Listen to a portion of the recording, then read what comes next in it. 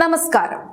കോടികളുടെ CMRL എക്സാലോജിക് മാസപ്പടി കേസിൽ ചില മാധ്യമങ്ങൾ നടത്തുന്ന വലിയൊരു ഒളിച്ചുകളി നിങ്ങൾ ശ്രദ്ധിച്ചിട്ടുണ്ടോ? കേസിന്റെ തുടക്കത്തിൽ വീണ വിജയൻ എന്ന് വലിയ അക്ഷരങ്ങളിൽ എഴുതിയ ചില മാധ്യമങ്ങൾ പിന്നീടത് വീണ തൈക്കണ്ടി എന്നും ഇപ്പോൾ വെറും വീണ എന്നും മാത്രമായി ഒതുക്കിയിരിക്കുകയാണ്. മുഖ്യമന്ത്രി പിണറായി വിജയന്റെ പേര് ഈ അഴിമതിയിൽ നിന്നും മാക്സിമം വെട്ടിമാറ്റി അദ്ദേഹത്തെ പൊതുജന മധ്യത്തിൽ സംരക്ഷിച്ചു നിർത്താനുള്ള ചില മാധ്യമങ്ങളുടെ കപട ബുദ്ധിയാണ് ഈ പേരുമാറ്റത്തിന് പിന്നിൽ. എന്നാൽ ജനങ്ങൾക്ക് നന്നായി അറിയാം, പിണറായി വിജയൻ എന്ന അധികാര കേന്ദ്രത്തിന്റെ തണലില്ലാതെ കരിമണൽ കർത്തയുടെ കയ്യിൽ നിന്നും മകൾ വീണയ്ക്ക് ഒരൊറ്റ രൂപ പോലും മാസപ്പടിയായി കിട്ടില്ല എന്ന്. ഒരു സോഫ്റ്റ്വെയർ കമ്പനിയായ എക്സാലോജിക് ഉണ്ടാക്കിയിട്ട് എന്തെങ്കിലും സോഫ്റ്റ്വെയർ ഉണ്ടാക്കി തനിക്ക് പണിയറിയാമെന്ന് തെളിയിക്കാനുള്ള ലോജിക്ക് പോലും ഈ വീണ മോൾക്ക് ഉണ്ടായിട്ടില്ല.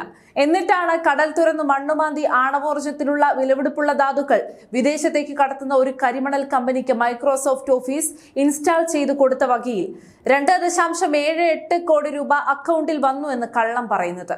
ഒരു നല്ല കള്ളം പറയാനുള്ള എക്സ്ട്രാ ലോജിക്ക് പോലും ഈ എക്സ്ട്രാ ലോജിക്കിന് ഇല്ല എന്നതാണ് പച്ചയായ യാഥാർത്ഥ്യം.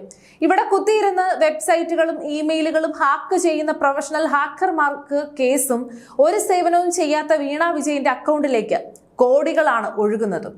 മൈക്രോസോഫ്റ്റിന്റെ ഇന്ത്യ തലവന് പോലും ഒരു വർഷം കിട്ടാത്ത അത്രയും തുകയാണ് കരിമണൽ കർത്ത വീണയുടെ അക്കൗണ്ടിലേക്ക് ഇട്ടുകൊടുത്തത്.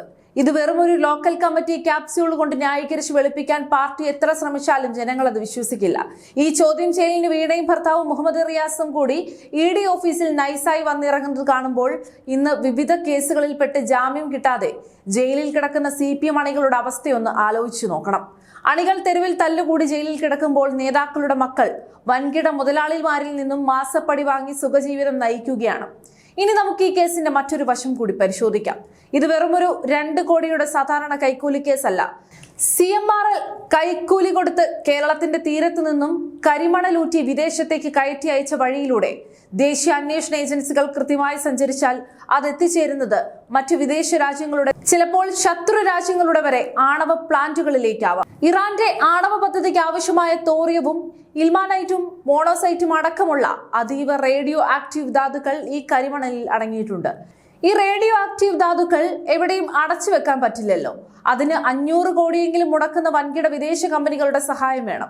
അതുകൊണ്ട് തന്നെ ഈ കേസിന്റെ യഥാർത്ഥ അന്വേഷണം നീങ്ങിയാൽ അതിന്റെ വ്യാപ്തി അന്താരാഷ്ട്ര ചാര സംഘടനകളായ മൊസാദിലും CIA-യിലും ഇന്ത്യയുടെ റോയിലും വരെ എത്തിയേക്കാം. ഇതത്ര നിസ്സാരമല്ല. അതുകൊണ്ട് തന്നെയാണ് ഈ കേസ് അതിന്റെ പരിധികൾ ലംഘിച്ച് പോകാതിരിക്കാൻ കേരള പോലീസും CPM-ഉം അതീവ ജാഗ്രതയോടെ ശ്രദ്ധിക്കുന്നത് എന്ന വിവരങ്ങളും ഇപ്പോൾ പുറത്തു വരുന്നുണ്ട്. പച്ചയായ ഒരു സത്യം എന്തെന്നാൽ കരിമണൽ കർത്തയെ പൂട്ടാൻ കേരളത്തിലെ ഒരു സംവിധാനത്തിനും ഇതുവരെ കഴിഞ്ഞിട്ടുമില്ല. ഈ വിഷയത്തിന്റെ അന്താരാഷ്ട്ര ഗൗരവം കർത്തയ്ക്ക് നന്നായി അറിയാവുന്നതുകൊണ്ട് തന്നെ കടത്തിയ കരിമണലിന്റെയും സാമ്പത്തിക ഇടപാടുകളുടെയും വിലക്കപ്പെട്ട രഹസ്യരേഖകളെല്ലാം നശിപ്പിച്ചു കളയാൻ കർത്തയ്ക്ക് ആവശ്യത്തിന് സമയം ഭരണകൂടം നൽകിയിട്ടുണ്ടായിരുന്നു. അതുകൊണ്ട് തന്നെയാണ് EDക്ക് മുന്നിൽ ഇന്നലെ വീണ വിജയൻ രേഖകളൊന്നുമില്ലാതെ ഉരുണ്ടു കളിച്ചതും.